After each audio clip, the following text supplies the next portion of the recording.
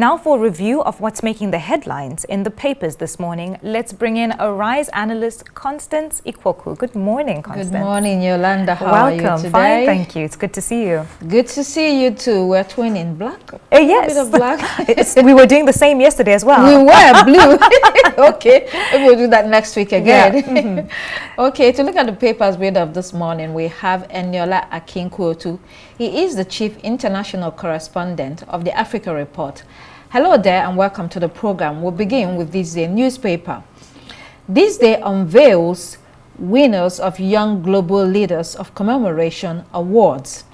The board of editors of THISDAY Group gave this category of awards recognizing men and women who rose to the top of their chosen fields. This award was based on applications which were later pruned down to what has been now unveiled. We have CEO of Niger Delta Power Company, Jennifer Adije, doing what, you know, a lot of people do not do in a male-dominated field. Really impressive for her. There's also Neya Uzokalo as chairman of Sun Newspapers. The paper was founded by her father, Oji Uzokalo. It's good to see a younger generation step into the feet of their parents, you know, especially a woman for that matter. For most business people, once they step aside, the businesses fall apart and they're unable to build generational wealth. So this is refreshing, isn't it, Anyola? And any thoughts on other winners? Yes, I saw Olori Atuashe there, the wife of the Ulu of Warri. You know, she's been big in philanthropy, so I'm happy to see her there too. Inyaboyeji, co-founder of Flutter Wave. That's an old one. He's always come up in awards. So yes. It's. I mean, I prefer to see at least these people on making this list than politicians. You know, politicians are too controversial. But you see that you know a lot of people are doing a lot, and a lot of what they do is not you know, appreciated or not acknowledged. But I'm happy that at least THISDAY is doing this. The guy who broke the record for the longest chess game. Yes. Oh my God, how could I have forgotten his name? Tunde Odukoya. Is it Odukoya? Yes, you know, I was very, very happy to see his name on the list. So that yes, you know, he put Nigeria on the world map. Although it was in New York that he broke that record, but at least we saw it trending. You know, put Nigeria in positive light. So these are the sort of things that we like seeing. There is, you don't like politicians. There is a politician there. Yes, there is. Ekpeyong, right? Yes, Asukwo Ekpeyong. He is young, doing his thing in the National Assembly. I mean, there are different categories of awards. Different people, you know, are doing different things in their field. You know, I'm sure that there are certain politicians or public officials, even in the civil service, who are also doing, to use the word, God's work. Right. But what stands out as well is I think the categories in which some of these winners are in. You have musicians here, and there's a lot of tech. And I find this very telling of the type of generation we're in at the moment. You see, just like Eniola said, you know, we have just one senator there. Well, we also have a House member, I believe. But we have chess, we have categories that were not popular before, I think. And this is good to see. It's really telling of a younger generation. Before it used to be, if you're not a doctor, absolutely, you're an engineer, you know, yes. Your parents will force you, but these days things are changing. Absolutely. You know, Generation Z and the rest of them. All right, the Guardian newspaper. Obasanjo NNPC differ on return of Warri Port Harcourt refineries. There was a bit of a disagreement yesterday over the nation's refineries being rehabilitated at a cost of $2.9 billion. That's a lot of money. We spend money in this country, don't we? Former President Obasanjo disagreed over the return of these facilities. He described them as a heap of lies. In reaction, NNPCL's Chief Corporate Communication Officer, Olufemi Shoneye, invited him to tour the facilities. Obasanjo said Aliko Dangote had offered $750 million to operate the refineries under a public-private partnership, but the money was returned by his predecessor, who claimed NNPCL wanted to run the asset. I mean, the former president is correct. There was a reporter then when that agreement was reached, and then when President Umaru Musa Yar'Adua came into power, you know, under pressure, he decided to, you know, to forego that agreement, and the point was that the refineries will be able to operate without a private stakeholder in them. Well, for so many years now, they've spent over $2 billion, and yet they're still not operating at the capacity they should. You know, it just shows you how everything is politicized. Yes, even the Warri refinery that came on stream last week, they said it's 60%, yes. and it's not even going to be refining petrol. It's just diesel, which a lot of, which is petrol that most people actually need at this moment. Yeah, so petrol keeps the country going. Has been talking about this thing for a very long time. You recall too that 2 years ago, Taiwo Idele, who was the chairman of the tax committee, you know, was saying that Nigerians should pray that the refineries do not work, because the amount of money you spend running them, you know, paying workers, not that it's going to be run at a loss actually. That's right. So, but of course, for I don't know, maybe because of politics and all of that, course, there's been a lot of people have been saying that, look, these refineries are not really working the way we think they are.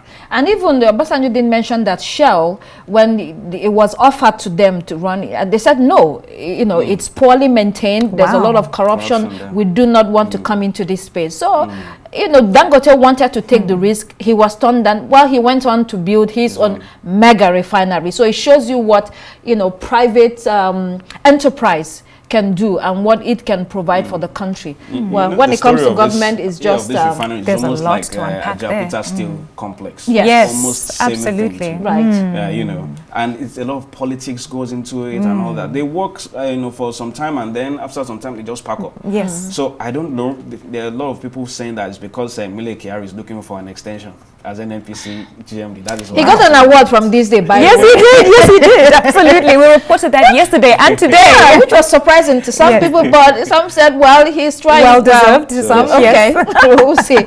Daily Sun newspaper. Obi opens up on major talks with PDP and NPP. Others says no deal. Tackles Tinubu on inflation, economy, frequent trips abroad.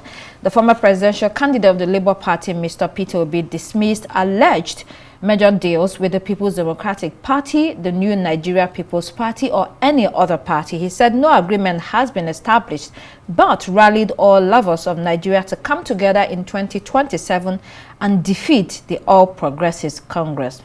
How's that going to happen, Eniola? Just rallying people? They will need more than that to face down the APC. When the PDP was in power for about 16 years, the APC had to, you know, come together. Yes. You had a faction of ABGA, you had CPC, you had ACN, you had NPP coming together.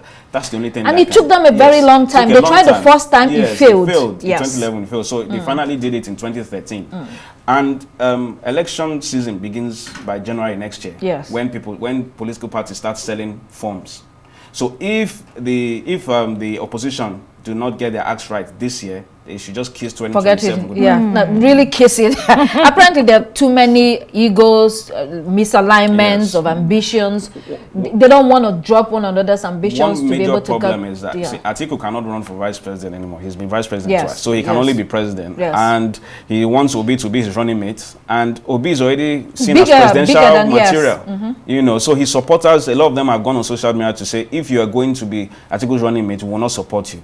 You know, we will, you know, pull the rug from under you. And so, you know, he's also trying to be careful. At the same time, Kwankwaso too is saying, look, what's in it for me? Because you are an Atiku, you know, Obi and Atiku, president, vice president, and what do I get at the end of the day? So there's a lot there. So I don't know how their major talks is going to happen. I don't think there's any major talk going on anymore. Also putting, you know, Wala there in PDP, making sure that they're not able to even hold any NEC meeting or any convention and all that, because courts have already asked PDP that, look, you cannot change your leadership until end of this year. Yeah. So there's a lot going on. There's always surprises, though, in Nigerian politics at the end of the day. So most times, what you don't expect happens.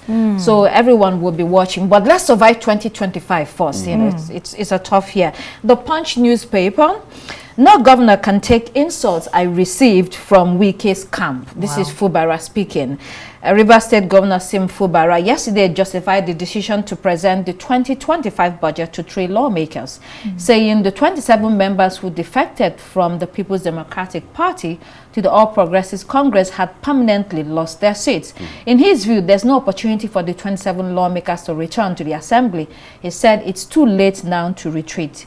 Fubara said he has endured enough insults from Wike's camp and will not tolerate it anymore. What a sort of affairs in Rivers? Well, he is right in a way. Yes. We called that last year too. The then chairman of Ikoyi local government, Samuel Wanosike, came out to publicly call say that Fubara is a stupid fool. He said it on video. Yes. Which what's her name? It was what's trending. Arise showed that video on what's trending. Yeah, Ojiokwe. So yes. So he has received a lot of insults. Members of his cabinet resigned. You know, they posted their letters on social media.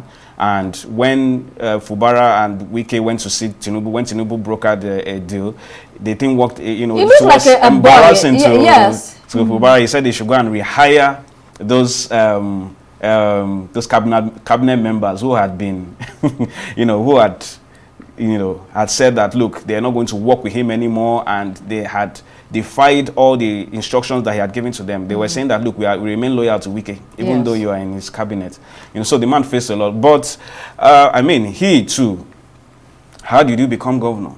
You knew all these things when you were in bed with Wike. You knew this was going to happen. No, I guess maybe he did not know it was going to be to this extent. He did not fund your campaign. Right. He bought the form for you, governorship form for you. He did everything for you. He hardly spoke. He didn't do any interviews, media interviews throughout the electioneering. So Wike put everything there. But even Wike that is making that kind of investment, you know, in somebody in that way, what do you think? You know, an executive position is an executive position. You have the power as a governor. There is only so much that you can do controlling someone. We've seen it before, again and again. Once that person gets into that seat, it's almost, it's difficult. Wike, would he allow himself to be controlled this way? Do you think? So allow me to ask a question, because I'm just sitting here and listening to the both of you go back and forth with this, and I've just looking at this headline, I'm wondering, how can leaders foster a climate of mutual respect when addressing, you know, these grievances? Is this, I mean, I know that this is the order of the day in Nigeria, but is this how it should be done? Godfatherism is an anomaly. That's not how democracy is supposed to work. Godfatherism. Yeah, but like unfortunately, that that's what Nigeria has become. Absolutely. The moment a governor is leaving, he makes sure he puts his own stooge there. And it hasn't really worked, except in Lagos. It's worked in Lagos. Yes, it has worked in Lagos for President Bola Tinubu. Yes. Yes, but it's failed in every other place, you know, in every region of the country, be it the southeast, the south, the north, you know. It's very difficult because governors are constitutionally very, very powerful. Yes. Okay. And so it's very difficult to control them. Let's quickly go to New Telegraph. We have to take the story. While telcos are seeking 100% tariff hike by MTN CEO, looks like things are about to change in Olia.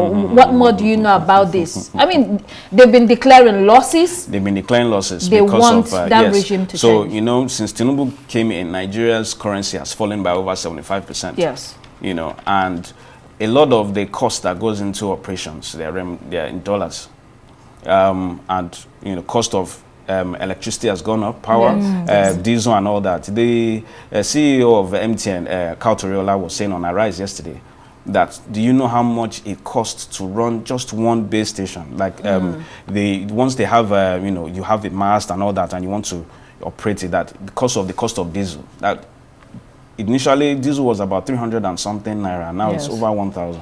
And that they have maintained the tariff, and so it makes no sense that everyone has increased costs. Right. So why should we be the only ones? Except them. That's right. But also for many years they made so much profit. That is true. Yes. Even before the words came out of your mouth, I already knew what you were saying. It's true. They were making huge profits. They made a killing. And that sector is responsible for contributes about 14% to Nigeria's GDP. So they've been growing and growing and growing. And Tinubu said during his media chat 2 weeks ago, you know, that he does not believe in price control, that he believes in free market. And so if you're saying you believe in free markets, you don't believe in price control, why have you not allowed these people to, you know, implement cost-reflective tariffs. All right, we have the international headlines for you.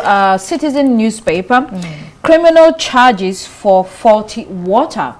Reports say more than half of the country's municipalities face criminal charges from government for allowing sewage spills pollute freshwater sources. I know, Yolanda. Department of Water and Sanitation threatens to crack the whip as it bemoans the collapse of local governance and water treatment infrastructure. I mean, what a serious problem. And when you look at that front page with holiday makers at the beach, you have that headline, last splash of holidays. So I wonder if they are even thinking whether the water they are swimming in is polluted or contaminated with sewage water. I mean, well, all I can do is sigh at this point, because I think yesterday we had a headline that we actually missed, and I think it was, "Can Joburg be saved?" Yes, yes. And this we was didn't part have of time the, to discuss. This was part of the issue. Some of the notes that I had and that I had taken from the headline had to do with the condition of the water, and a lot to blame with that is the infrastructure. It's not properly maintained, and there's no basic services to the city. And so as that is falling apart, everything will in turn go along with it. So this, from water shortages that we saw in December and November to now filthy water into the freshwater reserves. It makes me think about Nigeria too. Absolutely, yes. Yeah, there's a lot of similarities. Cities, yes, crowded cities. There's a lot of similarities. I hope someone is checking. I wanted to say that, but I'm being cautious. The statistics is that I think 87% of Nigerians lack access to clean potable water. Yes, and you look at it that in most Nigerian cities, it is boreholes. People have to drill boreholes by themselves. Yes, that's right. Even in the villages now, it's true. The public, water facilities are... And it's become the order of the day. If you to have your own borehole, it's expected. I remember a report by Punch a few years ago where it was stated that, because it wasn't professionals that were doing the drilling of the boreholes, you had cases whereby, septic tanks and the boreholes were actually leveled. So you will have, waste seeping in through water. Well, disaster. Okay, disaster. Let's move on to the Times newspaper. Gen Z dream of an employer for life. Okay, young people aged 18 to 27 want to stay with the same employer for as long as they can, as long as the previous generation, a survey has found. 75% are searching for secure long-term work. 88% prioritize finding a single employer that could provide financial security and a sense of belonging. This is new. It's often the case that this age range is changing 100 jobs within a space of a very short time. They want flexibility. Everybody wants to become an instant star, make money. They think they can employ themselves. I've interviewed a couple of Gen Zs and they're like, they have no patience for you. So it looks like this is changing. I remember interviewing a bank CEO last year or 2 years ago, who was telling me that, look, they're having a lot of challenges with Gen Z. Right. Yeah, because you spend so much training them, and then once they're confirmed as full staff, just months or a year after, they leave. They're out of the door. And then you start the process all over again, recruit all over again. And a lot of them actually are traveling out of the country, part of the whole Japa wave. That even before they apply for the job, they've already started applying to travel. So it's once it clicks, they leave. So I'm really surprised that, well, this is not Nigeria, but I'm really surprised that 75%, because a lot of our people want to work from home. No, I'm not surprised at all. I'm not surprised in the very least, because I like to call Gen Zs the microwave generation. They like instant things, and they're all about my peace of mind. How is the aura? How is the tolerance level for crap is very, very absolutely. And I think they're also learning from the older generations as well. And they think they know everything. Absolutely, but at the same time, didn't we all at that age? We were different. I think we're more humble. You're interviewing them and they're using Chat GPT and they don't tell you. And they're doing it so boldly as if they know it. They don't know nothing. Wow. Anyway, okay. Well, let's not deflate it. The Guardian finally, FBI New Year terror suspect acted alone. Shamsuddin Jabbar, who killed 14 people in a terror attack in New Orleans by driving a pickup truck into a crowd, had also expressed beliefs that music, intoxicants, sex, and other pleasures were evil, deserving of destruction. That's what happens when you live in a society where it's at odds with your belief. And some people would say, why not return well, he was born and raised in America, but you know, see the clash in cultures. But and there's also some other people veteran. that migrated, and people say, if you think it's not in tune with your beliefs, why not return to where you came from? Anyway, big story in the US. So my first, the first thing that came to my mind. Oh, okay. Before we close, the first thing that came to my mind is that is PTSD a contributing factor? Probably, because it's something we've seen a lot. I don't know if it's a credible observation, but it's something we've seen a lot in the past with army veterans. And so, because the brutality of this attack, it was just too much. It was out there, but let me not go on. Well, let's leave it there. Thank you so much, Eniola Akinkwotu, for joining us this morning. And thank you very much, Constance. That's all we have time for here on Daybreak. It's time to move on to the morning show. My name is Yolanda Robert. Please do keep it here on Arise. Thank you. Goodbye.